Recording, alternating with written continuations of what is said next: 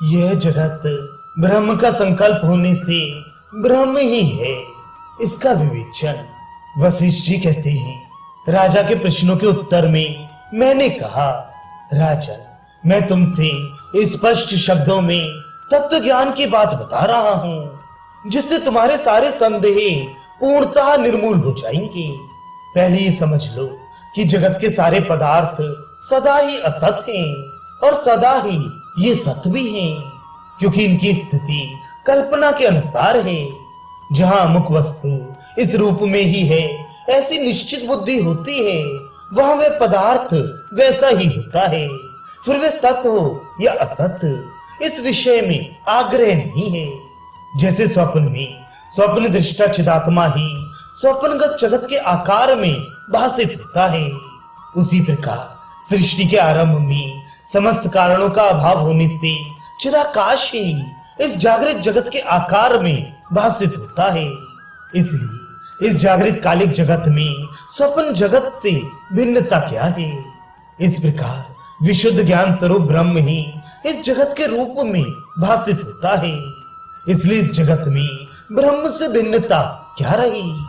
इस प्रकार निर्विकार परब्रह्म परमात्मा की ही जगत के रूप में स्थिति होने के कारण जगत विशुद्ध ब्रह्म ही है।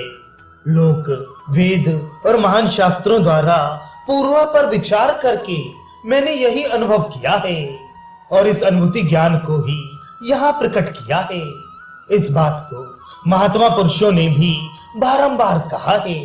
तथापि जगत की नित्य चैतन्य रूपता का निराकरण करके जो मूढ़ मनुष्य अंधकार पूर्ण कूप में रहने वाले मेंढकों के समान व्यर्थ ही टर टर करते हैं, आपाततः वर्तमान नाम रूप के अनुभव को ही प्रमाण मानकर ये कहते हैं कि संवित या चेतनता कोई नित्य वस्तु नहीं है, वह शरीर से ही प्रकट होती है, इसलिए शरीर ही उसका कारण है।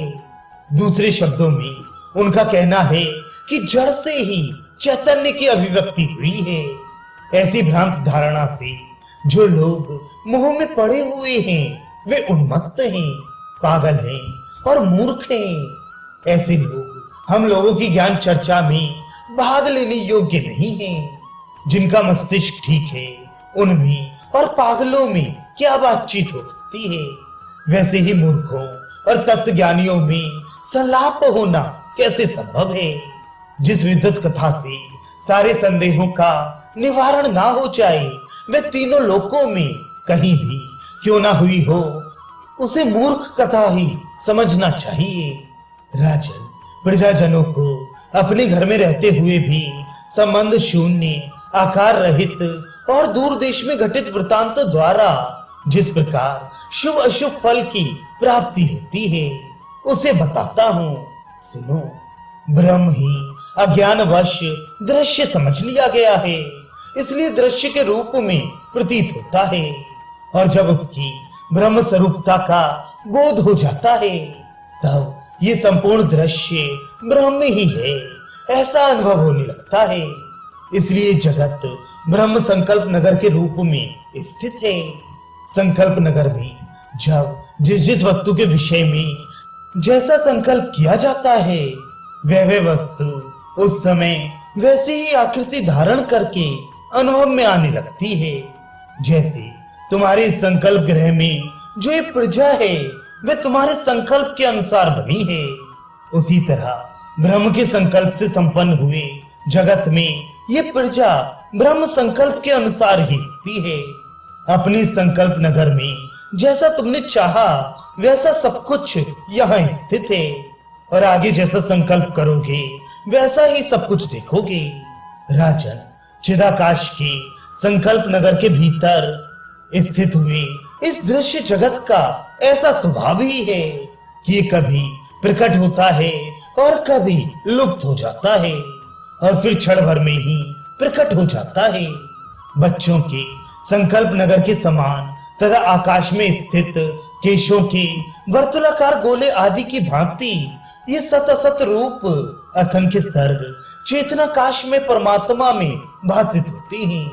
तुम एक संकल्प नगर का निर्माण करके दूसरे संकल्प के वशीभूत हो, स्वयं ही उसी क्षण उसका विनाश कर डालते हो। ये जैसे तुम्हारा अपना स्वभाव है, वैसे ही चिदाकाश के संकल्प नगर में जो उन्मज्जन निमज्जन उन्मेष निमेश होते हैं, वह ब्रह्म के स्वभाव का निर्मल विकास ही है, ऐसा समझो। इसलिए चैतन्य घन अनादि अनंत ब्रह्माकाश ही त्रिलोकाकाश बना हुआ है। इस कारण वे आज जो कुछ भी करता और सोचता है, वह सब उस आवरण रहित ब्रह्म परमात्मा के सत्य संकल्प से सैकड़ों योजन दूर और अनेकों युगों के व्यवधान के बाद भी समीप एवं वर्तमान काल में किए गए कर्म की भांति अपना फल प्रकट करने वाला होता है। देशांतर और कालांतर में भी जो आवरण शून्य एकमात्र आत्मा है, उसमें देश और काल दोनों का सदा सानिध्य रहता है। इसलिए कौन सा ऐसा कर्म और फल है जिसे वह ना जानता हो। जैसे चमकती हुई मणि में अपनी कांति से ही दीप्ति विशेष के आविर्भाव तिरोभाव का अनुभव होता है, उसी प्रकार चिदाकाश रूपी मणि में जगतों की सृष्टि प्रलय और विविध फलभोग रूपी परिवर्तन अनुभूत होती हैं। शास्त्र के विधि और निषेध संबंधी वचनों का प्रयोजन है लोक मर्यादा की रक्षा। वह सर्वव्यापी ब्रह्म के संकल्प में स्थित है। इसलिए परलोक में भी जीव को फल की प्राप्ति कराने वाली होती है। ब्रह्म ना कभी उदित होता है ना अस्त। जैसे दृष्टा दृश्य आदि की कल्पना से युक्त जो तुम्हारा कल्पना नगर है, वह स्वयं तुम हो। उसी प्रकार ब्रह्म के संकल्प से प्रकट हुआ जगत स्वयं ब्रह्म ही है। जब वह जगत के रूप में भासित होता है, उस समय जगत की सृष्टि हुई ऐसा कहा जाता है, परंतु ये केवल कहने के लिए है, वास्तव में ऐसी बात नहीं है। चिदघन परमात्मा का ये सुस्पष्ट स्वभाव ही है कि वह जिस जिसका संकल्प करता है, तत्काल ही वे पदार्थ वहां अवयवों सहित प्रकट हो जाते हैं। संकल्प कल्पित पदार्थ स्वभाववश नाना रूप से स्थित होने पर भी परब्रह्म में चिन्मय रूप से भासित होते हैं, तथा स्वभावतः अनेक आकार वाले होने पर भी उनका सार तत्व एक ही होता है, अर्थात वे सदरूप से एक ही होते हैं।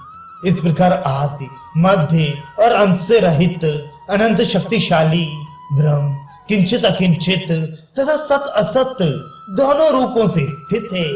वे सर्वात्मक है।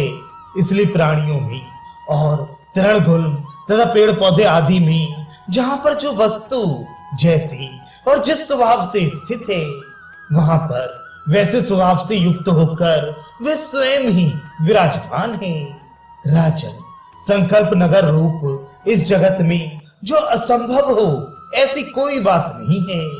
वह जगत अपने संकल्प करता इस चिदात्मा पर ब्रह्म से भिन्न नहीं है। इसलिए तुम संपूर्ण जगत को ब्रह्म ही समझो।